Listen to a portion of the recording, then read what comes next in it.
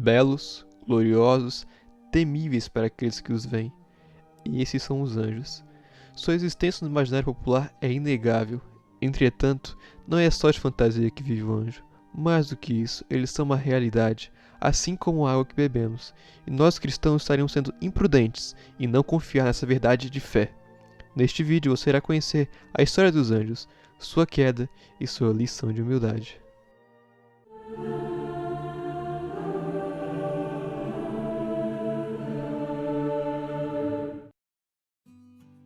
A existência dos anjos é, antes de tudo, uma verdade de fé. Ou seja, os cristãos têm a obrigação, o dever, de acreditar em sua existência.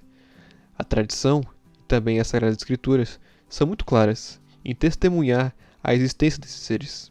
Um ótimo exemplo está no Antigo Testamento, 2 Reis.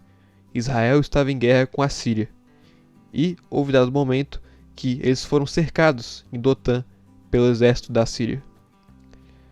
Aconteceu que, era evidente, eles ficariam temerosos porque a Síria tinha um exército muito maior, muito mais numeroso. Entretanto, Eliseu, que estava na cidade, exortou os israelitas de que haviam coisas que eles não enxergavam. Então enviou para lá cavalos e carros e um grande exército, os quais chegaram de noite e cercaram a cidade. E o servo do homem de Deus se levantou muito cedo e saiu. E eis que um exército tinha cercado a cidade com cavalos e carros. Então o seu servo lhe disse: Ai, meu senhor, o que faremos? E ele disse: Não temas, porque mais são os que estão conosco do que os que estão com eles. E orou Eliseu e disse: Senhor, peço-te-lhe que abras os olhos para que veja. E o Senhor abriu os olhos do moço e viu. E eis que o monte estava cheio de cavalos e carros de fogo em redor de Eliseu. Portanto, está mais do que claro que existem os anjos.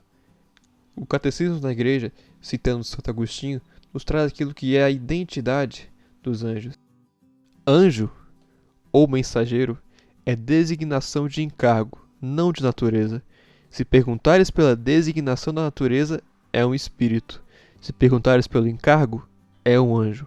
É espírito por aquilo que é anjo por aquilo que faz.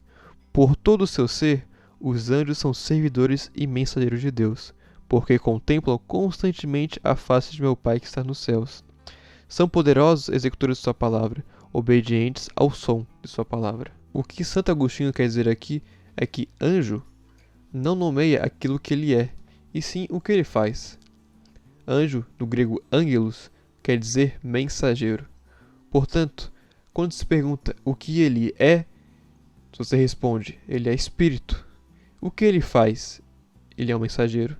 Portanto, anjo nomeia aquilo que ele faz, e não aquilo que ele é. A igreja é muito objetiva em sua fé, e muito simples também.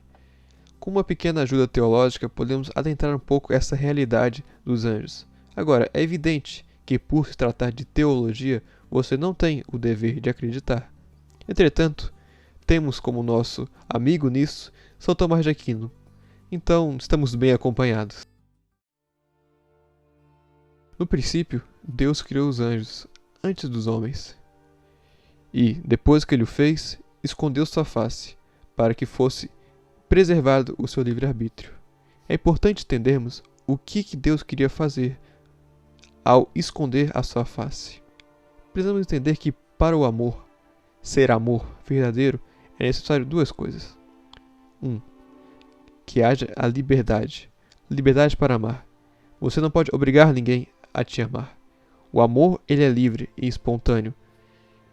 Por isso, os anjos deveriam amar a Deus de sua própria vontade. E segunda coisa que iremos falar adiante é que o amor precisa de um sacrifício. A comodidade não demonstra amor. É somente no sofrimento e na angústia, no sacrifício, que podemos realmente demonstrar o verdadeiro amor. Portanto, é necessário liberdade e sacrifício. Quanto à liberdade, é evidente, se Deus demonstrasse a sua face para os anjos, eles não iriam querer nada mais.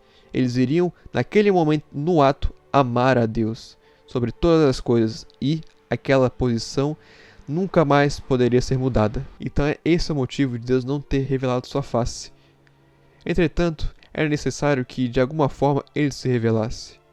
E assim ele fez, enviando sua graça aos anjos. E no momento que ele enviou sua graça, todos os anjos o amaram. Mas como foi dito, o amor necessita de um sacrifício. Não se sabe o que Deus pediu de seus anjos. Imagine-se, no entanto, segundo muitos santos padres, que Deus exigiu 2 anjos que eles o adorassem no homem, ou seja, em Jesus. E um desses anjos, ao ouvi-lo, sentiu-se ultrajado. Ele era como a lua em meio às estrelas, o maior entre os anjos. Não existia cabimento para ele ser tão formoso e grandioso, humilhar-se perante uma criatura tão frágil e pouco gloriosa como o homem. E este anjo era Lúcifer. Importante dizer, e aqui voltamos mais uma vez à fé da igreja, que todos os anjos foram criados bons em sua natureza, inclusive Lúcifer. Foi por sua própria iniciativa que tornaram-se maus. Portanto, o mal, o pecado, não surgiu com nossos primeiros pais, muito menos do próprio Deus. Isto tudo é uma invenção angélica. Aconteceu que Lúcifer, que sabia mentir como ninguém, começou a seduzir os bons anjos que haviam aparentemente aceitado o pedido de Deus. O que foi dito não se sabe. Contudo, mais uma vez, acompanhado pelos santos padres, crê-se que Lúcifer os seduziu, dizendo que, se Deus realmente os amasse, jamais pediria para que se humilhassem daquela maneira. E assim foi agindo, seduzindo anjo por anjo, até que houve a batalha final. E se houve uma batalha final, quer dizer que também para os anjos existe um antes e um depois, ou seja, existe tempo. Entretanto, o tempo dos anjos, ele difere do nosso. Como? Não sabemos, mas ele difere. Isso é muito importante para entendermos que o apocalipse dos anjos já aconteceu. Os seus fins já foram definidos. Mas surge a pergunta: como pode haver uma batalha entre seres espirituais sem corpo físico? Os anjos não possuem corpo físico que possa ser ferido ou até mesmo morto. Portanto, não há outra forma de se realizar uma batalha, senão fazendo uso das ideias como armas. A espada flamejante de São Miguel, arcanjo, nada mais é que a palavra de Deus, e não uma espada corpórea que arde em chamas.